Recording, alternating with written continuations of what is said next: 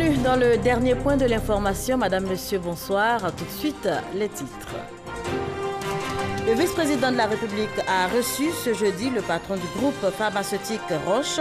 Les échanges entre Daniel Kablan-Duncan et son hôte ont porté sur le renforcement du partenariat entre la Côte d'Ivoire et le géant pharmaceutique suisse. Un marché typiquement ivoirien en Arabie Saoudite, une opportunité pour les Ivoiriens qui y sont en ce moment en pèlerinage car on y trouve des produits de tout genre, made in Côte d'Ivoire, découverte dans ce journal avec Konaté Moussa. Et puis Aretha Franklin n'est plus. La Lady Soul ou encore la reine de la soul music est décédée à l'âge de 76 ans. Elle a succombé à un cancer qu'elle traînait depuis maintenant une dizaine d'années.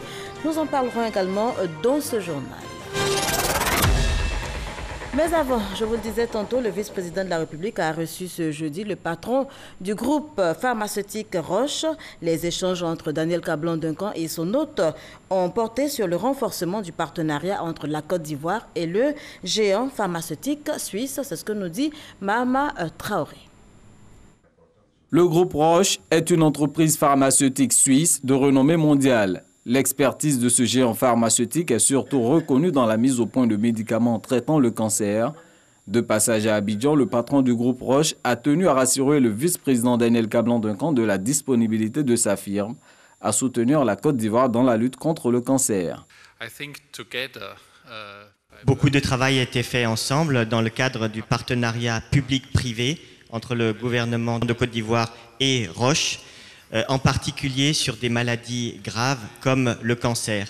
La visite a porté sur une collaboration encore plus accentuée dans l'avenir pour qu'ensemble, nous puissions apporter et améliorer la santé de la population en Côte d'Ivoire.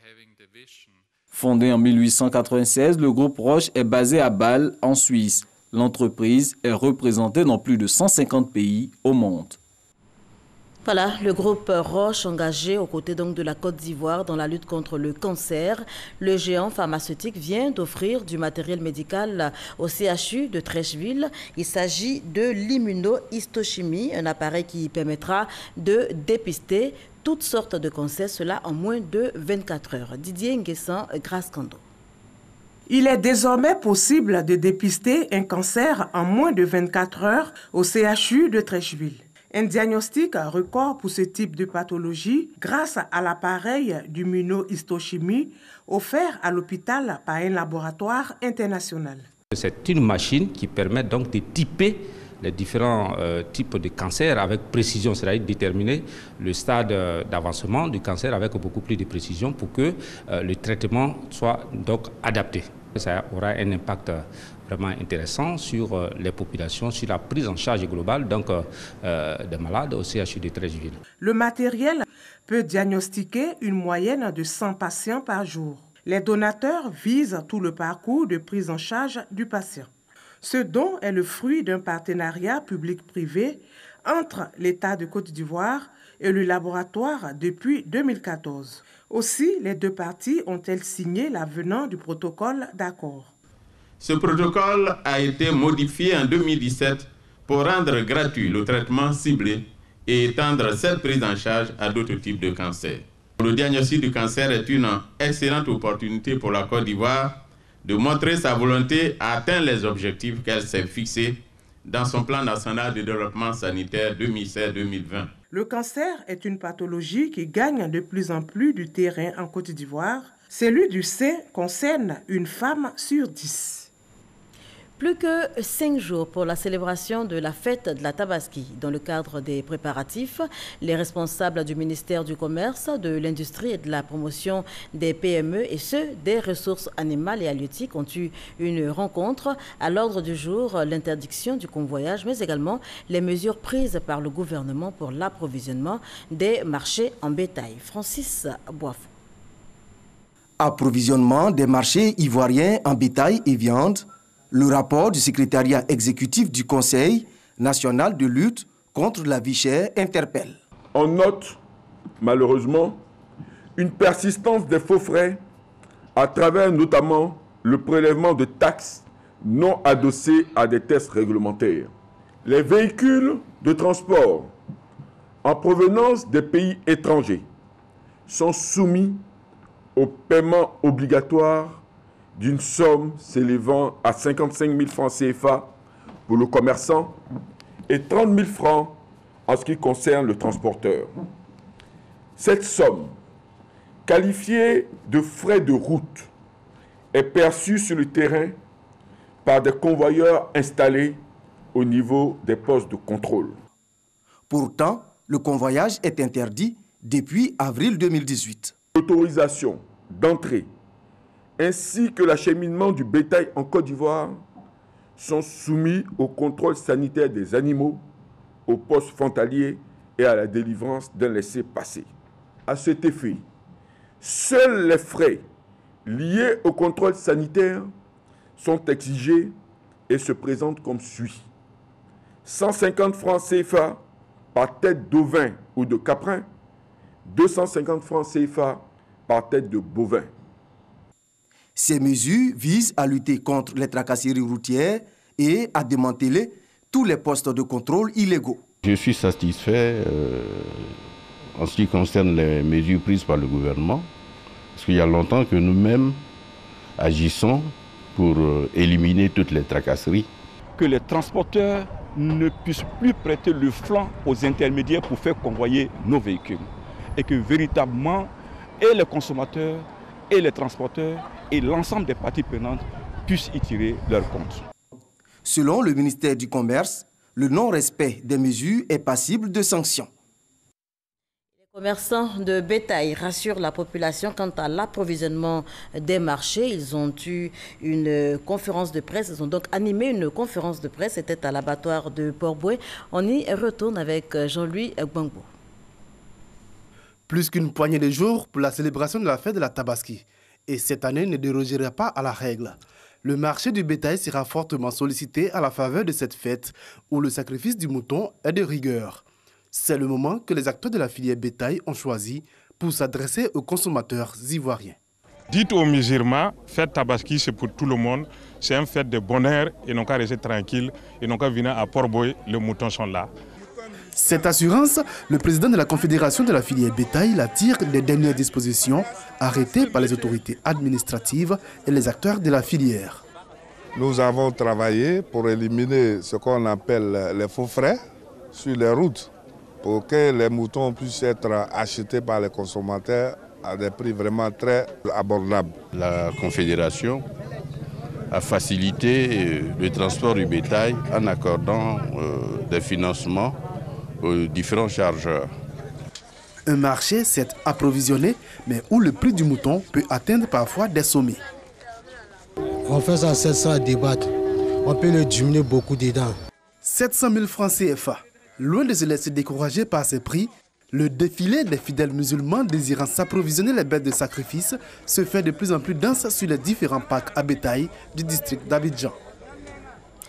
Un marché typiquement ivoirien en Arabie Saoudite. Je vous en parlais dans les titres. C'est une opportunité pour les Ivoiriens qui y sont en ce moment en pèlerinage, car on y trouve des produits de tout genre, des produits made in Côte d'Ivoire, découvertes avec Konaté Moussa, envoyé spécial de la RTI en Arabie Saoudite.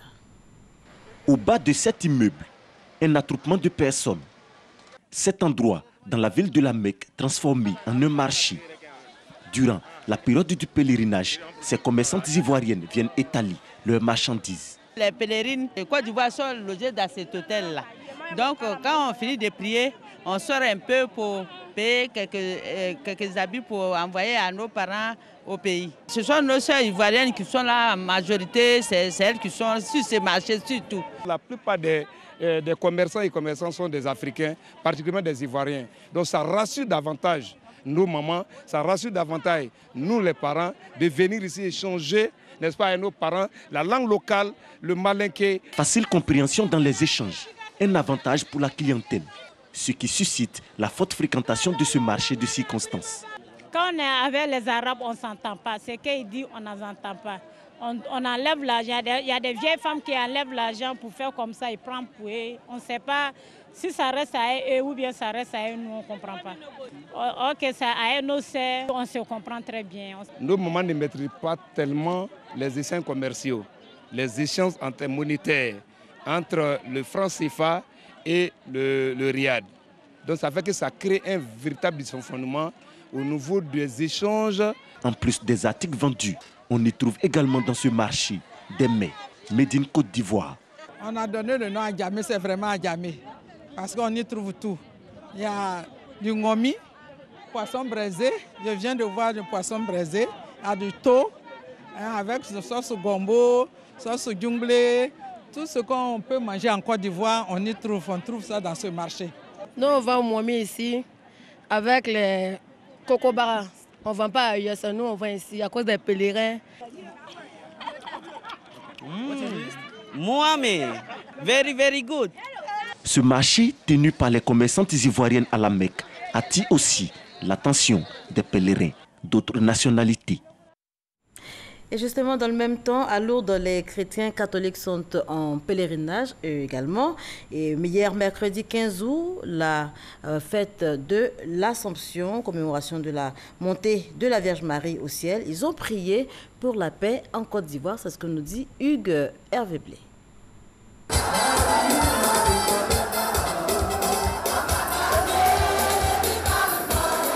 Oh, c'est formidable. Vous êtes formidable. Et quel exemple!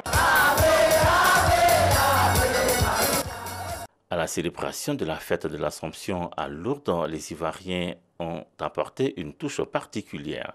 Ils étaient nombreux, les pèlerins, à assister à la messe internationale célébrée au sanctuaire Notre-Dame de Lourdes. Pas moins de 20 000 personnes à cette célébration eucharistique dirigée par Monseigneur Pierre-Marie Carré, l'archevêque de Montpellier. L'évêque a invité les chrétiens à cultiver la foi en empruntant le chemin de Marie, qui a fait confiance au Seigneur sans souvent comprendre, pour tous ceux qui avancent sur la route de la sainteté en étant conscients de leur misère. L'évêque les a invités à se laisser guider, encouragés par la lumière de Marie, la première de tous les saints.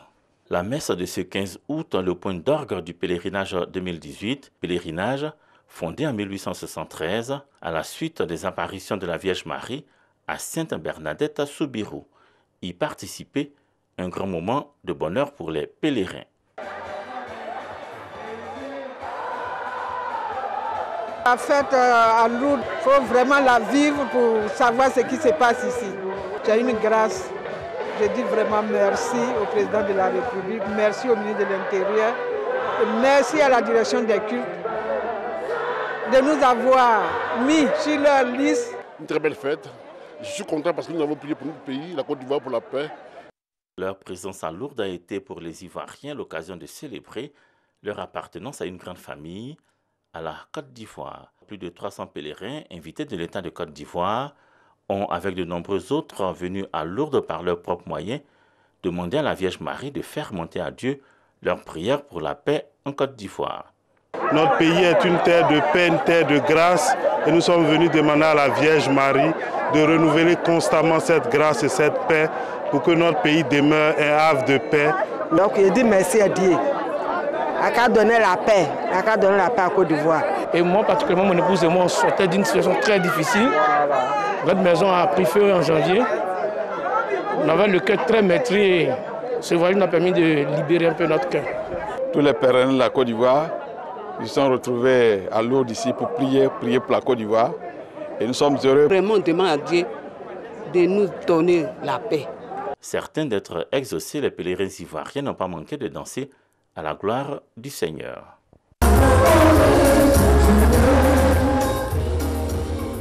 Retour en Côte d'Ivoire pour ouvrir la page politique de ce journal. On le fait avec le Rassemblement des Républicains qui, à 2 mois des élections municipales et régionales, présente ses candidats. Cérémonie au cours de laquelle les 10 candidats ont reçu les directives du parti. Ahmed Traoré et Gabriel Zani.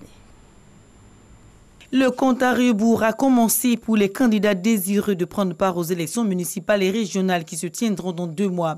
Le Rassemblement des Républicains affûte ses armes. Les différents candidats du parti ont été présentés. Selon Candia Camara, la secrétaire générale du RDR, ces échéances à venir sont capitales pour le parti.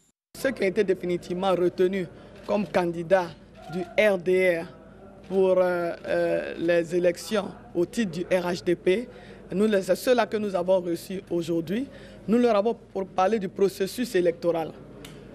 Comment est-ce qu'ils doivent se préparer pour ces élections à venir et quelle attitude avoir vis-à-vis de nos alliés du RHDP et puis comment aborder justement la période électorale avec les populations. C'est avec fierté et détermination que les candidats retenus vont investir le terrain pour défendre les couleurs de leur parti. C'est un sentiment de soldat à qui on a confié une mission et qui doit exécuter la mission. Donc cette mission est une mission très importante. Ces élections locales sont un test grandeur nature. C'est un sentiment de reconnaissance d'un travail abattu, de continuation de ce travail-là, bien sûr, aujourd'hui en collaboration avec l'ensemble des filles et fils qui se sentent concernés par le développement. Certes, satisfait d'avoir été choisi pour porter le flambeau du RHDP, mais ici, le tout est de gagner ces élections et donc d'être un élu du parti. Selon Mamadou Sanogo, le vice-président chargé des élections, un travail intense attend donc les différents candidats. Le président du Rassemblement pour la paix, RPP, lui, se prononce sur l'actualité politique en Côte d'Ivoire, l'amnistie prise par le chef de l'État, la réforme sur la CEI, autant de sujets abordés par Ouattara Nyozie. C'était à Bongouanou lors de la cérémonie d'investiture de la coordination RPP. Et c'est avec Michel Digré qu'on en parle. C'est une décision qui est de nature à consolider la cohésion sociale. C'est du moins l'analyse faite par Ouattara Nyozie après l'amnistie prise par le chef de l'État. Le président du RPP invite le gouvernement ivoirien à multiplier ce genre d'initiatives. Cette crise a été si longue qu'elle a fait beaucoup de dégâts dans le pays. Donc aujourd'hui, on peut considérer qu'il y a une volonté perceptible d'aller à la réconciliation. Alors, nous encourageons donc le président et son gouvernement à aller plus loin. Concernant la réforme de la CEI, Ouattara Nyozie la souhaite inclusive. Il faut associer tous les Ivoiriens, tous ceux qui sont parties prenantes dans le cadre des élections. Parce que cette commission électorale, elle doit être non seulement équitable, mais il faut qu'elle ait la confiance de tous les Ivoiriens. En ce qui concerne l'avenir politique du RPP, son président n'exclut pas une alliance avec d'autres partis politiques afin d'engager les futures batailles électorales. Formellement, le RPP n'est pour l'instant dans aucune plateforme, aucune alliance. Mais nous voyons que le paysage politique est en recomposition aujourd'hui. Et nous savons également qu'aucun parti politique aujourd'hui ne peut gagner les élections seul. Donc nous travaillons au sein de notre parti, d'abord pour mieux nous implanter et voir venir les différentes alliances. Et le mois venu, naturellement et obligatoirement, nous allons intégrer une alliance. Ouattara Nyozie a appelé ses militants à rester attentifs au prochain mot d'ordre. Il a annoncé la célébration pour bientôt des 10 ans du RPP à la place Figayo à Yopougon pour remobiliser ses troupes. L'ex-député de Port-Boué, Kwadio Konan-Bertin, lui également salue l'acte posé par le chef de l'État le 6 août dernier, compte rendu de sa conférence de presse avec Olivier Iriebi et Gabriel Zani. Une minute de parole a suffi pour un bien meilleur avenir national de la joie retrouvée. 10 jours après son discours à la nation, l'annonce de l'amnistie prise par le chef de l'État continue de susciter des réactions au sein de la classe politique ivoirienne. Kwadio Konan-Bertin, membre du bureau politique du PDCI RDA, salue cet acte qui redonne le sourire à toute la Côte d'Ivoire. Je reconnais enfin ma Côte d'Ivoire qui croit aux vertus de l'union autour des valeurs cardinales que nous a léguées le père fondateur, dont le pardon et l'union pour construire une nation forte et prospère, j'appelle donc au rassemblement des Ivoiriens pour tracer les voies d'un nouveau développement harmonieux qui donne à chacune des filles et à chacun des fils de ce pays sa chance, qui ne laisse personne en rade du fait de son ethnie ou d'autres considérations revanchardes, qui offrent la possibilité pour tous d'apprécier la bonté de la nation envers tous ses enfants, qu'ils soient du nord, du sud, de l'est ou de l'ouest. Pour Kakabe, cette décrispation permet l'animation des différentes chapelles politiques, une effervescence politique qui entraîne dans son sillage l'expression de la démocratie. Et justement, pour la consolidation de la paix et de la cohésion sociale, la ministre de la Solidarité, de la Cohésion sociale et de la lutte contre la pauvreté invite les victimes de la crise post-électorale au pardon. Marraine d'une activité du groupe des femmes de Balouzon dans la sous-préfecture de Daloa, Maria Toukone a appelé les femmes de la région à s'inscrire dans l'élan de réconciliation nationale. Walter Amadou Ouattara. Aux côtés des femmes de Balouzon, la ministre Maria Toukone s'y est rendue pour prôner la cohésion sociale. Elle a invité les femmes de la cité des Antilopes à parcourir les régions du Haut-Sassandra pour s'aimer les graines de l'amour et de la paix. Cette paix, si chère au chef de l'État, dont l'engagement a conduit le 6 août dernier à la libération des prisonniers de la crise post-électorale. C'est un acte qui est courageux, c'est un acte qui est salutaire. Mais bien évidemment, c'est un acte qui est douloureux. Pardon à toutes ces personnes qui se sentent frustrées par la décision du président de la République. Mais c'est le prix à payer pour aller à la paix. C'est le prix à payer pour aller à la consolidation de la paix. C'est le prix à payer pour aller à l'émergence. En plus de l'appel au pardon, pour demander à mes filles de s'ajouter à moi pour lancer un appel à l'humilité. La ministre de la Solidarité, de la Cohésion sociale et de la lutte contre la pauvreté, également marraine de cette cérémonie, a remis du matériel aux femmes de la localité. D'un coût global de 5 millions de francs CFA, ces dons composés d'un tricycle, de poubelles, de pelles, de râteaux, du matériel agricole, de bâches et de chaises pour accompagner le processus d'autonomisation des femmes. Le président de la République a déjà tout commencé. Il a déjà tout fait. Donc c'est à nous d'aller vers les personnes pour leur demander de pardonner. Le pardon est la solution à tout. Des autorités coutumières, préfectorales et religieuses de la région, pour soutenir la ministre et sa délégation, ont mis le cap sur la ville d'Issia, toujours dans le cadre du renforcement de la cohésion sociale et du vivre ensemble. Tristesse et désolation ce jeudi à Ivosep, Abidjan, Treichville, lors de la levée de corps de Paul Dokuy, l'ex-animateur radio, ex-directeur de Fréquence 2, qui est décédé donc le 6 juin dernier. Il sera inhumé samedi à Pécan-Ouébli, c'est dans la région de Tout-le-Pleu. Et c'est avec Davis Oyo et Serge Collier qu'on en parle.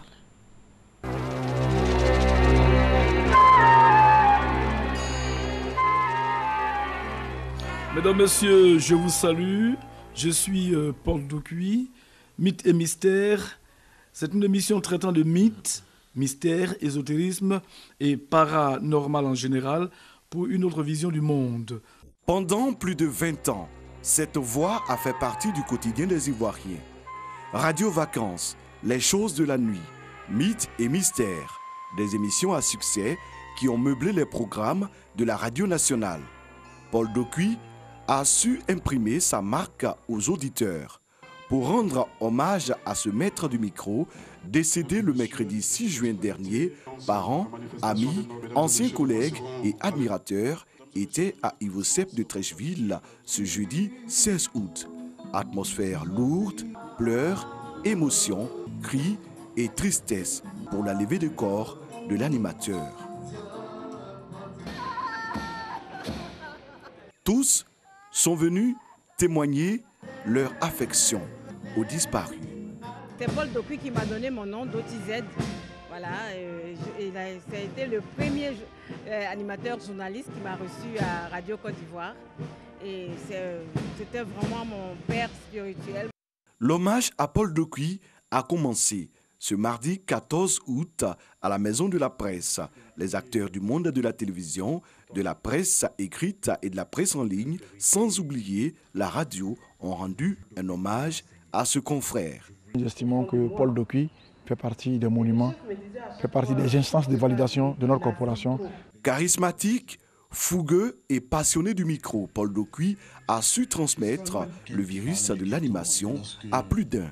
Paul Dokuy, pour nous, ça aura été le début de l'histoire à la radio nationale. Il était fier d'être animateur et je pense que c'est grâce à lui qu'aujourd'hui nous sommes fiers de dire je suis animateur, je ne suis pas journaliste. La famille Dokuy, toujours sous le choc, a eu des mots pleins d'émotion et de gratitude. C'est un geste qui me va droit au cœur. Je remercie vraiment toutes les personnes qui ont pris les dispositions pour rendre vraiment un hommage vibrant à mon époux. 1951-2018, 67 ans de vie, consacrés en majeure partie à la radio. Éprouvé par la maladie plusieurs années durant, un accident vasculaire cérébral aura finalement raison de lui.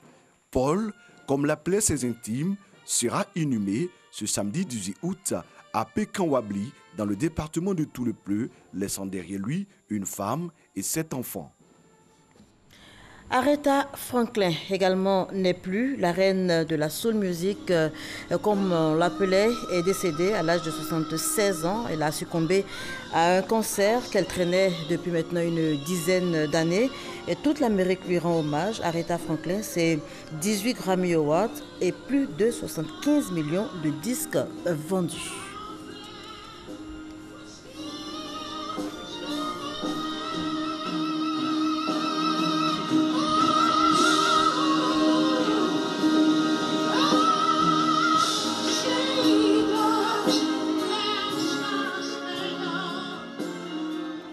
Des nouvelles du Mali pour poursuivre. Le Mali où le président sortant Ibrahim Boubacar Keïta a été réélu avec 67,17% des voix contre 32,83% pour son opposant Soumaïla Cissé. Résultat aussitôt contesté par l'opposition. C'est ce que nous rapporte Sidonie Davila, envoyé spécial.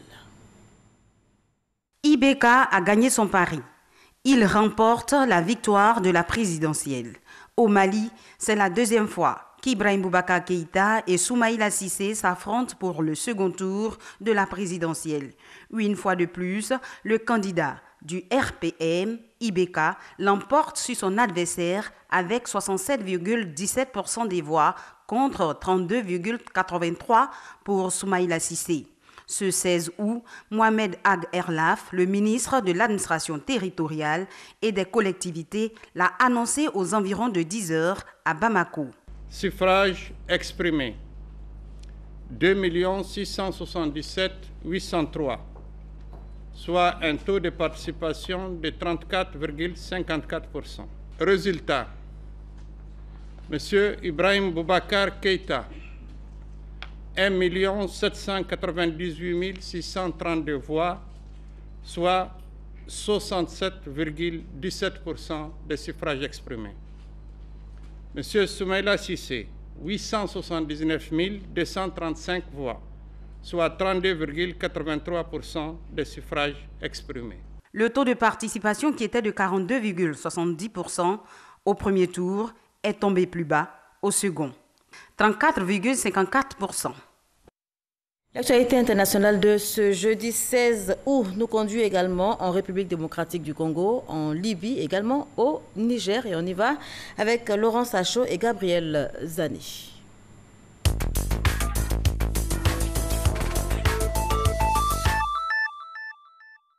Selon un rapport de l'ONU publié ce jeudi, 22 personnes ont été tuées et un millier de malades recensés suite à une épidémie de choléra qui sévit au Niger. Selon le ministre nigérien de la Santé, 90% des malades proviennent de la ville de Madarou-Anfa. L'épidémie a également contaminé au moins 8 quartiers de la ville de Maradi, la capitale économique du pays. Cependant, il a rassuré la population que la maladie était sous contrôle. Les experts, quant à eux, redoutent une flambée de cette maladie très contagieuse en raison des inondations liées aux fortes pluies dans la zone infectée. Les candidats de l'opposition à la présidentielle ont exigé des élections inclusives. Les réclamations de l'opposition adressées au régime du président Joseph Kabila impliquent notamment le retour de Moïse Katumbi en RDC. L'opposant doit en effet déposer sa candidature pour le scrutin du 23 décembre prochain. La Cour criminelle de Tripoli a condamné à mort 45 miliciens. Ils sont accusés d'avoir tué des manifestants protestants pendant la révolte populaire de 2011. C'est la première fois depuis la fin de la révolte qui avait renversé Mouammar Kadhafi qu'un si grand nombre de personnes sont condamnées dans un procès. Voilà, un commentaire de Gabriel Zané qui met un terme à ce journal. Merci de l'avoir suivi.